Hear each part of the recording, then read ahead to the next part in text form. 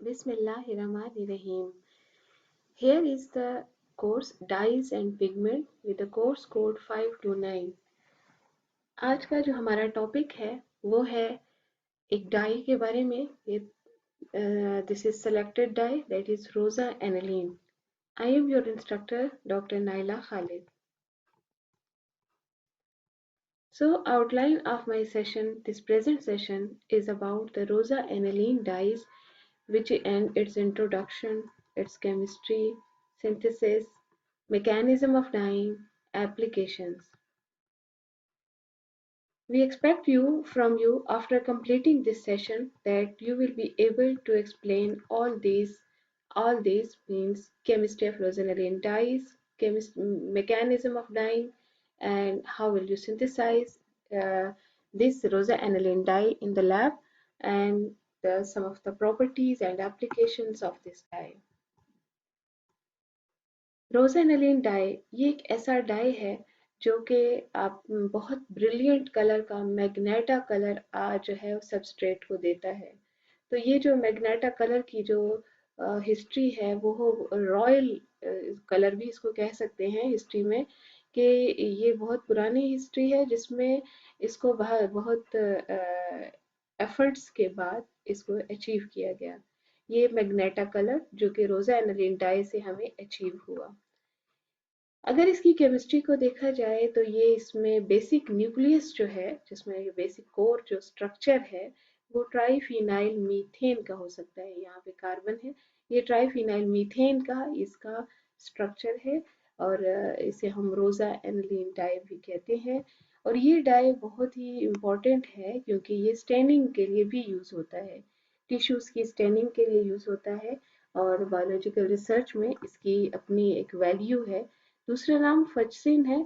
इससे फजसिन और रोजानिलीन ये दोनों डाइज एक जैसे हैं. फजसिन जो है ये भी इसका दूसरा नाम है. हिस्टोलॉजिकल स्टेन के लिए भी हम इनको यूज करते हैं और सेल को हम स्टडी कर सकते हैं, यानी इसमें स्टेनिंग के लिए ये बहुत इम्पोर्टेंट है. ये है बहुत ब्रिलियंट मैग्नेटा कलर और इसकी हिस्ट्री बहुत ही इस तरह है कि ये एक रॉयल कलर कहलाता था और बहुत मुश्किल से अचीव होता था. And this was due to the rosa aniline dye. ये टॉपिक आपके कोर्स कंटेंट से लिया गया है. रोजा एनालिन डाई, इसका दूसरा नाम फजसिन भी है. ये बहुत अच्छे डाइज होते हैं, बहुत अच्छे ब्रिलियंट कलर्स देते हैं, कलरिंग एजेंट्स हैं. और इनकी जो क्लास ऑफ कंपाउंड है वो है ट्राइफिनाइल मीथेन एनालिन या ट्राइफिनाइल मीथेन डाइज उनको हम कह सकते हैं. और ये बहुत सारे ऐसे सबस्ट्रेट हैं जिनको बहुत ब्रिलियंट और ब्राइटनिंग इफेक्ट भी देते हैं. इनको हम कलरिंग के लिए भी यूज करते, कलरिंग फॉर पेपर यूज करते हैं, टाइपराइटर के रिबन्स में भी यूज होता था. इसके अलावा ये कलर करने के लिए मुख्तलिफ किस्म के डाइज, फैब्रिक्स को, एक्राइलोनाइट्राइल को, पॉली एक्राइलोनाइट्राइल फाइबर्स को कलर करने के लिए ये हम यूज करते आए हैं. Chemical formula is this one. This is the chemical formula of magenta dye जिसको हम रोजा एनालिन कहते हैं. ये rosaniline is one of the dye of fuchsine भी कह सकते हैं. ये दोनों एक जैसे ही हैं, इनकी केमिकल पॉइंट ऑफ व्यू से इनमें डिफरेंस कम ही है. बेसिकली हिस्ट्री में अगर देखें तो फजसिन जो है ये एक्चुअली 4 डिफरेंट डाइज को कहा जा सकता है, लेकिन वो सारे डाइज जो हैं वो मैग्नेटा कलर भी देते हैं और उनकी केमिस्ट्री में थोड़ा बहुत डिफरेंस है. दूसरे अल्फाज में हम कह सकते हैं कि रोजा एनालिन के डेरिवेटिव्स और रोजा एनालिन फजसिन में पाए जाते हैं. वो 4 कौन से हैं? बेसिक फजसिन, जिसको हम बेसिक रेड 9 ये कमर्शियल नेम है, या मैग्नेटा 0 भी कहते हैं, मैग्नेटा 1 भी कहते हैं, मैग्नेटा 2 एंड मैग्नेटा 3 भी कहते हैं. ये 4 जो है डिफरेंट डाइज हैं, लेकिन ये मैग्नेटा कलर्स देते हैं with little bit different shades और इनमें थोड़ा बहुत जो है वो स्ट्रक्चर का डिफरेंस है. तो इस वीडियो लेक्चर में हम ये सीखेंगे कि इनमें क्या डिफरेंस है और हम रोजानिलीन टाइप डाइज को कैसे लैब में सिंथेसाइज कर सकते हैं. स्लाइड में आप इनके स्ट्रक्चर को देख सकते हैं। जितने भी ये बेसिक फचसिन या बेसिक रेडनाइन है, ये मैग्नेटा ज़ीरो जिसको हम कह सकते हैं, ये इसका बेसिक न्यूक्लियस है। आप देख सकते हैं there is very very little difference between basic fuchsin and rosanilene. The only difference is the presence of this methyl group in rosanilene, whereas it is not present, it is absent in basic fuchsin. And in case of new fuchsin, there are three methyl group on each phenyl ortho to the amino group. So that is the difference, and that is why there is difference in shades, but not the color. Mostly Magneta color is achieved. Acid phosphine भी इसी तरह का, इसी type का die होता है, लेकिन इसमें रोजा एनिलीन पे एक एसिडिक ग्रुप मौजूद होता है। एसिडिक ग्रुप यानी सल्फोनाइल ग्रुप, सल्फोनाइल ग्रुप मौजूद होता है। ये इसका स्ट्रक्चर है। ये बिल्कुल सेम न्यूक्लियस है जैसा कि रोजा एनिलीन का है। इसे हम रोजा एनिलीन डाई का डेरिवेटिव भी कह सकते हैं। इसमें सल्फोनाइल ग्रुप यहाँ पे मौजूद है और ये सल्फोनाइल ग्रुप यहाँ पे मौजूद है। ये उसको एसिडिक कैरेक्टरिस्टिक प्रोवाइड करता है और it is very good for tissue staining. And the students which are involved in biological research, they know the importance of this tissue staining and uh, their study while using this stain. ये stand बहुत अच्छा होता है और ये tissues को stand करने के लिए यूज होता है। इस एग्जाम्पल में आप देख सकते हैं ये रूट्स हैं शुगर केन के प्लांट की, जिन पे निमाटोड्स जो है फाइटोनिमाटोड्स का अटैक हुआ था। इनको जब स्टेन किया गया तो इन पे, इनमें जो निमाटोड्स हैं वो भी स्टेन हुए और वो स्पेशलाइज जो है वो वो डोमिनेंट हो गए। तो आप उनको अच्छी तरह स्टडी कर सकते हैं कि किन रूट्स में फाइटोनेमाटोड्स मौजूद हैं और किन में नहीं है। तो ये एक डायग्नोसिस जो है वो बहुत आसान हो जाती है। एसिड फॉस्फेट डाई की जो एप्लीकेशन है उसकी दूसरी एग्जांपल ये भी है कि ये जो रूट्स हैं, ये दूसरे प्लांट के रूट्स हैं। इनके इंटरनल स्ट्रक्चर को देखें किस तरह स्टेन किया गया है। ये अनअफेक्टेड रूट है और इसमें कॉलोनीज बन रही हैं नेमाटोड्स के एग्स की। यहाँ पे कॉलोनीज बनना स्टार्ट हुई हैं और इस रूट्स में जब वो स्टेन हुआ है तो आप देख सकते हैं कि इनको हम कह सकते हैं कि ये जो ई है ये इनके एग्स हैं और यहाँ पे निमाटोड्स बाकायदा ये देखें रॉड के फॉर्म में मौजूद हैं। So it is used for acid phosphate is used for detection of these nematodes in the affected roots। तो हम उनको क्योंकि ये अच्छे से स्टेन हो जाते हैं by using acid fetching।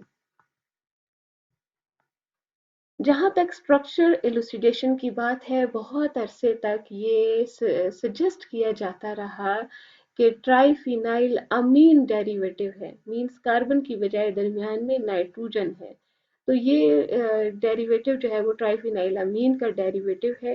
लेकिन बाद में एक साल बाद 1862 यानी 1863 में जब इसको बनाने की कोशिश की गई, सिंथेसिस करने की कोशिश की गई रोजेनिलीन को फ्रॉम प्योर एनिलीन या फिर टोलुइडीन से, दोनों तरीकों से ये बनाने में जो है यानी सेपरेटली एनिलीन से सेपरेटली प्योर टोलुइडीन से जो है ये सक्सेसफुल नहीं रहा।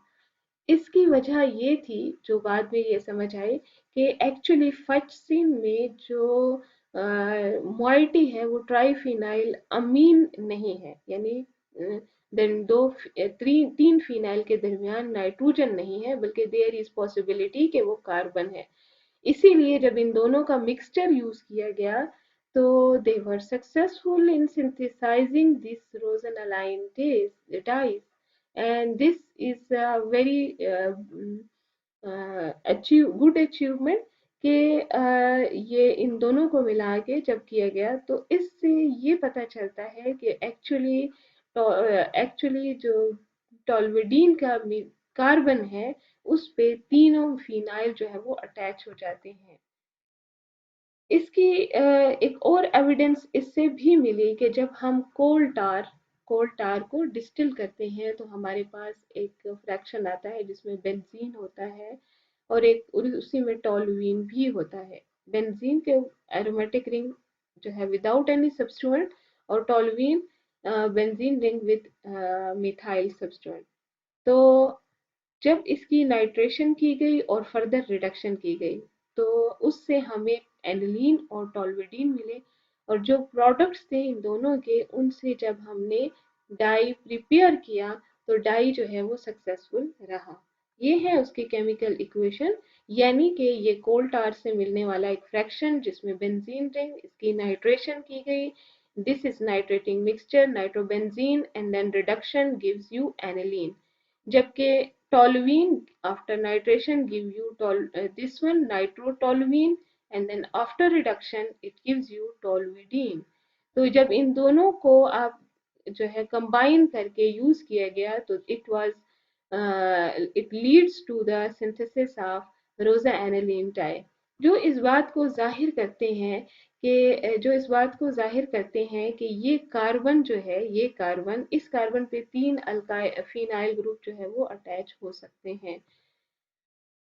स्ट्रक्चरल इलुसिडेशन में फर्दर जो प्रोसीडिंग हुई 5 years लेटर, फ्रेडरिक ऑगस्ट के क्यूले ने ये स्ट्रक्चर जो ये सजेस्ट किया कि एक्चुअली ये मिथाइल ग्रुप है टॉलवेडीन का, जिसके ऊपर 3 फिनाइल लग जाते हैं। It was a very correct assumption, and this was later on further proved।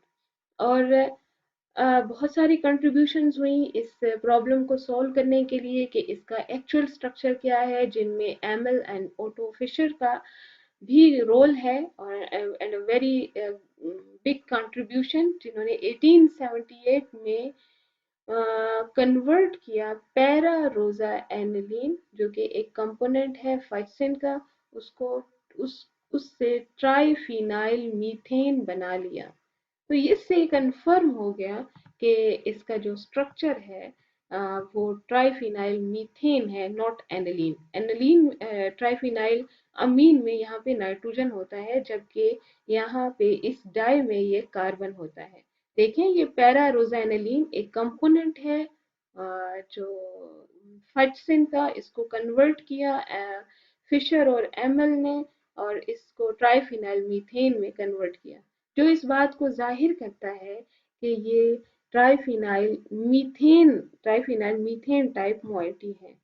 तो ये जो इससे पहले जो केक्यूले ने सजेस्ट किया था कि टॉलविडीन, जिसका एक मिथाइल ग्रुप जो है, यहाँ पे एक अमाइनो भी होना चाहिए, ये कार्बन इसके ऊपर 3 डिफरेंट अल्फिनाइल जो है वो रखते हैं, एक ये है, 2 और लगते हैं, तो हमारे पास ट्राइफिनाइल मीथेन मॉइटी बनती है। तो इसका मतलब ये है कि जो रोजा एनिलीन डाई है, उसका जो बेसिक न्यूक्लियस है वो ट्राइफिनाइल मीथेन है। यहाँ पे एक एग्जाम्पल लिटरेचर से ये ली गई है, आप इसमें ये जो है उसका रेफरेंस है कि किस तरह सेफ्रॉन, जो एक हर्ब है जो हम यूज भी करते हैं, ये सेफ्रॉन जो है वो एक जो है उसके एक्सट्रैक्ट को एनालाइज किया गया है। ये जो 2 आपको सैंपल्स दिखाई दे रहे हैं, ये स्टैंडर्ड सेफ्रॉन है, जबकि ये सारे कमर्शियल सेफ्रॉन है। There is a big difference between the color of this acetonitrile extract of saffron standard and from commercial sources। तो ये इस बात को जाहिर करते हैं कि इनमें, स्पेशली इनमें मैग्नेटा कलर जो है वो कुछ कंसंट्रेशन में मिक्स किया गया है, और जिसकी वजह से वो हमें लगता है कि वो सेफ्रॉन की जो है उसको अल्टर किया गया है उसमें। तो इस तरह यानी कुछ जड़ी बूटियां और भी लेके उनको डाई कर दिया गया, और उसको सेफ्रॉन के नाम पे कमर्शलाइज किया गया।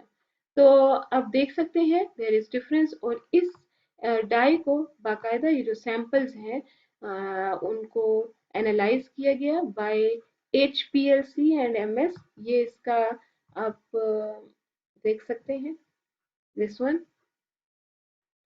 फिर बाद में MS से, मैस स्पेक्ट्रम से बाकायदा कंफर्म हो गया कि इनमें रोजा एनिलीन डाई जो है, सिंथेटिक डाई, वो प्रेजेंट है। न्यूफाइसिन डाई जो है, जैसे कि पहले आपको मैंने बताया, इसमें तीनों फिनाइल ग्रुप्स पे, ये उसका मॉलिक्यूलर फॉर्मूला है, इसके तीनों फिनाइल ग्रुप पे मिथाइल सब्सटेंट मौजूद होता है। ये ग्रीन कलर का सॉलिड तो होता है, लेकिन ये स्टिल मैग्नेटा कलर जो है वो इम्पार्ट करता है सबस्ट्रेट को। तो ये भी फजसिन का एक वो है, ये देखिए, ये इसका स्ट्रक्चर फजसिन का एक कंपोनेंट है। न्यूफेक्सिन डाई को भी आप प्रिपेयर कर सकते हैं फ्रॉम फॉर्मल्डिहाइड और ऑर्थोटोल्विडीन।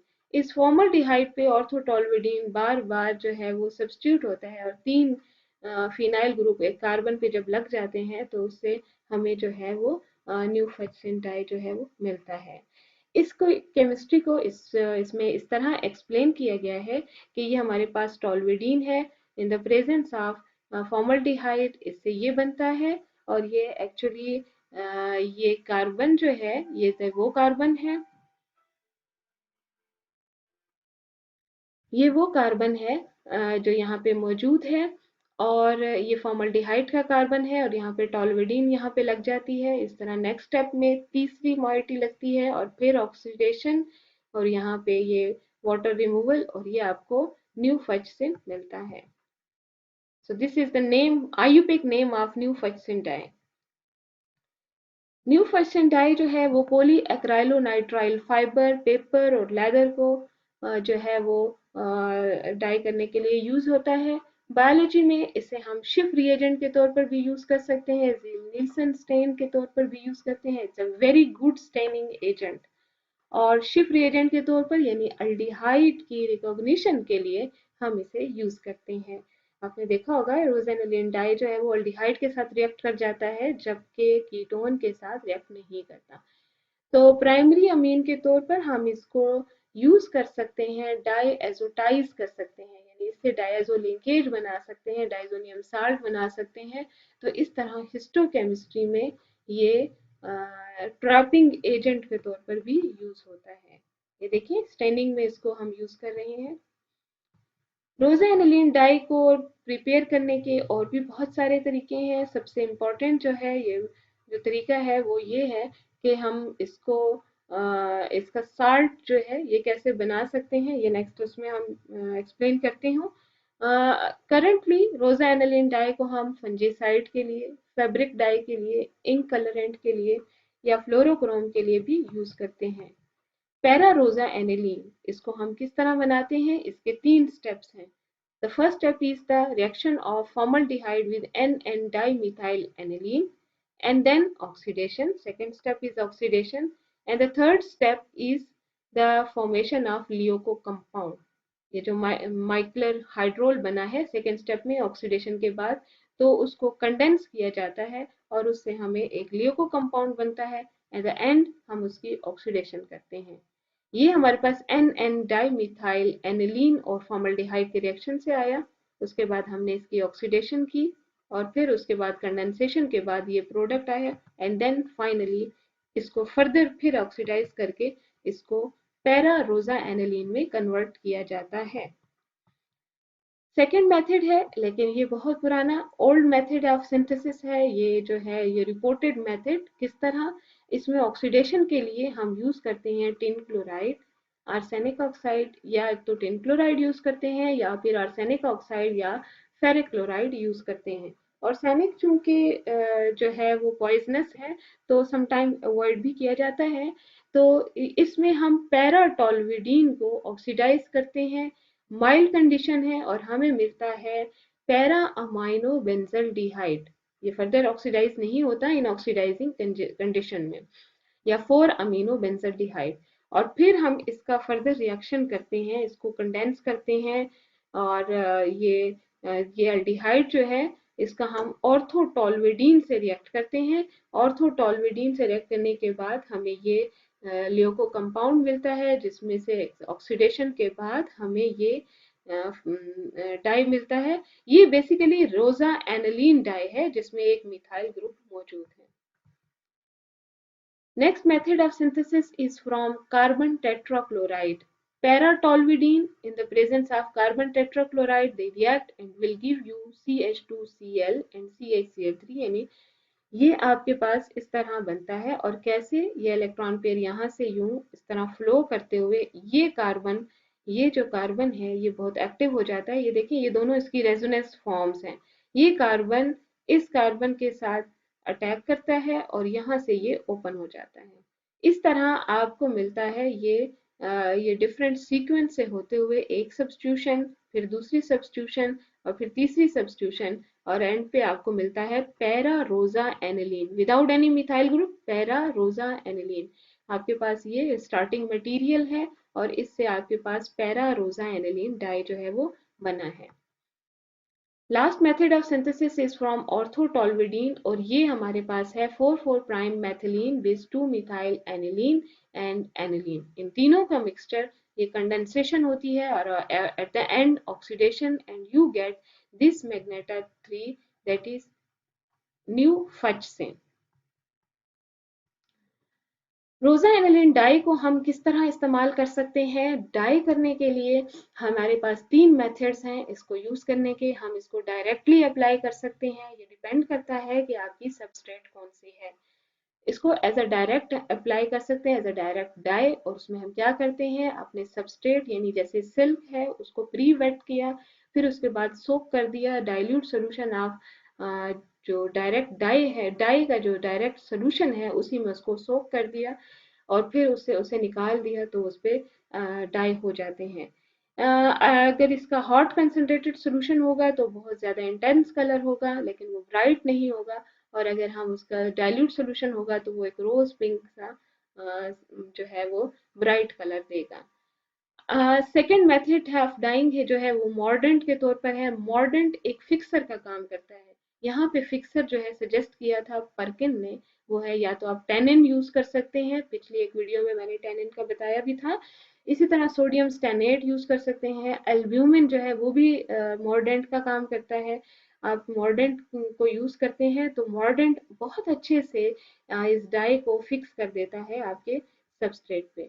थर्ड ये है कि मेथड ऑफ डाइंग में वेट डाइंग के तौर पर भी आप इसको कर सकते हैं, क्योंकि इसका सोल्यूशन बना सकते हैं लियोको फॉर्म में। इसका जो सोल्यूशन होता है यानी कलरलेस फॉर्म में, उसमें आप सोक करते हैं और फिर जब आपका सबस्ट्रेट बाहर निकलता है उसको आप ऑक्सीडाइज करते हैं। एयर में ऑक्सीडाइज भी कर सकते हैं, यानी एयर ड्राई कर दिया तो उससे भी आपका जो डाई है वो अपीयर हो जाता है। तो इससे, चूंकि ये प्रोसेस आप वेट या वेसल में करते हैं तो इसीलिए इसे आप वेट डाई कह सकते हैं।